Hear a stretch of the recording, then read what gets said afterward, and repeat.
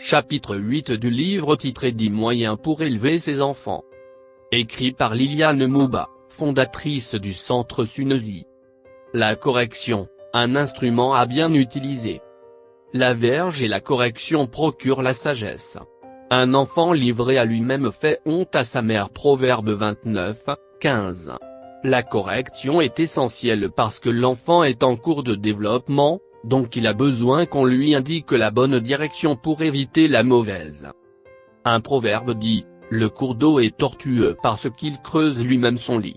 Ne livrons pas nos enfants à eux-mêmes, ils seront influencés par la télévision, les amis, les lectures, l'environnement, point. Dans un environnement de menteurs, il chopera ce virus aux lèvres. Parents, ne privons pas nos enfants de petites corrections, même si certains trouvent la fessée démodée.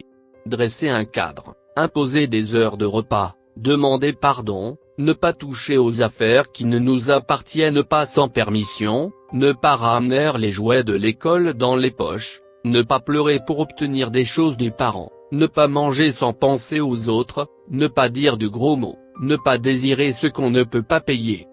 Comment corriger? Ne corrigez pas tout le temps, sinon la correction perd son effet.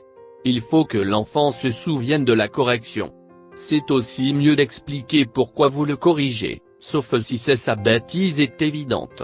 Appuyez-vous sur la parole de Dieu. Corrigez avec fermeté, ne cédez pas aux larmes de l'enfant, à son caractère, à son charme. Corrigez avec amour, la correction ne doit pas nous amener à la cruauté, affamer l'enfant toute la journée, le traiter avec de mauvais mots.